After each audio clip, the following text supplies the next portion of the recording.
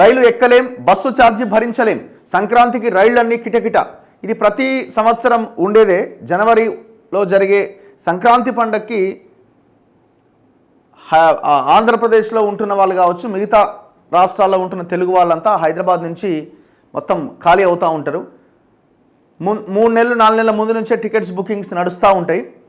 So rails అన్నీ full అయిపోయినాయి, బస్సులు కూడా ఫుల్ అయిపోయినాయి. ఈ రిజర్వేషన్ బస్ ఛార్జెస్ చాలా విపరీతంగా ఉన్నాయి. ఇక ప్రైవేట్ ట్రావెల్స్ అయితే దండుకోవడమే. ఇక ప్రైవేటులో అడ్డగోలుగా ధరలు. హైదరాబాద్ విశాఖపట్నం 7,000కి పైమాటే అట. హైదరాబాద్ నుంచి వైజాగ్ పోవాలంటే ఇప్పుడు బుక్ చేసుకుంటే 7,000 పైన ఉందట టికెట్. 9వ తేదీ నుంచి 12వ తేదీ వరకు భారీగా ప్రయాణాలు. 3 ఇంతలైన విమాన టికెట్లు. ఏపీఎస్ఆర్టీసీ సాధారణ ఛార్జీలే తెలంగాణ బస్సుల్లో 50% ప్రత్యేకమట. సో ఆంధ్రప్రదేశ్ ఏపీఎస్ఆర్టీసీ జనరల్గా అదే ఛార్జీలు కంటిన్యూ చేస్తున్నదట. తెలంగాణ బస్సుల్లో అయితే కొందరికి 50% డిస్కౌంట్ ఇస్తున్నదట. సంక్రాంతికి పండక్కి సొంతూళ్లకు వెళ్లేందుకు తెలుగు రాష్ట్రాల ప్రజలు భారీ సంఖ్యలో సిద్ధమవుతున్నారు. అయితే ప్రయాణానికి మాత్రం భారీ వ్యయ ప్రయాసాలు తప్పట్లే.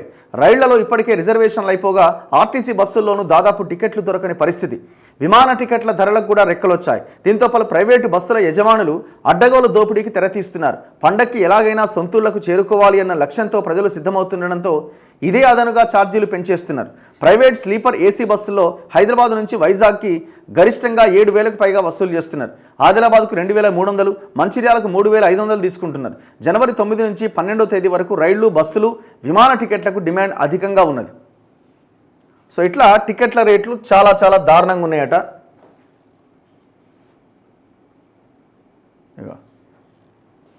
టికెట్ ఛార్జీలపై జీఎస్టీ కూడా వసూలు చేస్తున్నారట. జనవరి 12వ తేదీన హైదరాబాద్ నుంచి వైజాగ్కి ప్రైవేట్ ఏసీ స్లీపర్ బస్సులో టికెట్ ధర 6,999, జీఎస్టీ 349 అట. మొత్తం కలిపి 7,348 రూపాయలు వసూలు చేస్తున్నారట. స్లీపర్ పడుకొని వెళ్ళేది. తెలంగాణలో ఖమ్మం, భద్రాద్రి కొత్తగూడెం, ఆదిలాబాద్, కరీంనగర్ జిల్లాలకు బస్సుల డిమాండ్ కూడా అధికంగా ఉన్నది. ఆర్టీసీతో పాటు ప్రైవేట్ ఆపరేటర్లు కూడా అదనంగా బస్సులు నడుపుతున్నారు. హైదరాబాద్ నుంచి ఆదిలాబాద్కు జనవరి 13వ తేదీన ఆర్టీసీ స్లీపర్ బస్సులో సీట్ టికెట్ 810 రూపాయలు. అదే ఒక ప్రైవేట్ బస్సులో 1,200. స్లీపర్ బెర్త్ టికెట్కు ఆర్టీసీ బస్సుల్లో 1,040 రూపాయలు అయితే ఓ ప్రైవేట్ బస్సులో 2,300. మంచిర్యాలకు వెళ్ళాలంటే ఆర్టీసీ బస్సులో 860 రూపాయలు ఉంటే ప్రైవేట్ బస్సులో ఏకంగా 3,700 ఉందట. మరి ఈ దోపిడీని అరికట్టాలి కదా. విమాన ఛార్జీలకు కూడా రెక్కలు వచ్చినాయట. విమాన ప్రయాణ టికెట్లు సైతం దాదాపు 3 ఇంతలైనవి. దూర ప్రాంతాలకు ప్రయాణ సమయం 1-2 గంటలే కావడంతో విమానాల్లో 11, 12 తేదీల్లో ఎక్కువ మంది వెళ్తున్నారు.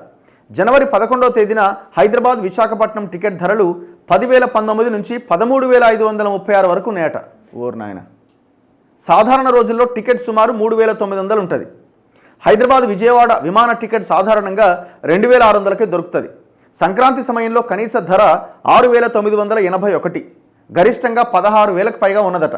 హైదరాబాద్ నుంచి రాజమహేంద్రవరం విమాన టికెట్లు 10 నుంచి 12 తేదీల్లో కనిష్టంగా 7,135, గరిష్టంగా 15,000 ఉందట.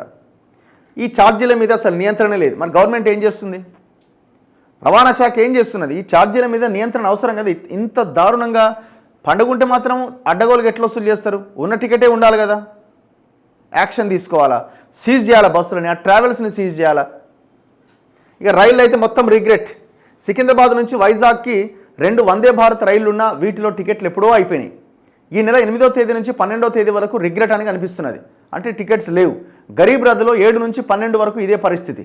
గోదావరి, విశాఖ, జన్మభూమి, ఫలక్నుమా, కోనార్క్, ఈస్ట్ కోస్ట్ ఇలా ప్రధాన రైళ్లలో నిల్చొని ప్రయాణించేందుకు టికెట్లు దొరికే పరిస్థితి లేదు. ఈ రైళ్లలో వెయిటింగ్ లిస్టు పరిమితి ఎప్పుడో దాటేసి రిగ్రెట్కు చేరుకున్నది. సో చాలా దారుణంగా ఉంది పరిస్థితి. బెంగళూరు నుంచి హైదరాబాద్కి 10,000 అట టికెట్. ఆర్టీసీ బస్సులు ఫుల్, ప్రైవేట్ బస్సులు ఫుల్. ఇక దొరికిందే సందని దోసుకుంటున్నారు.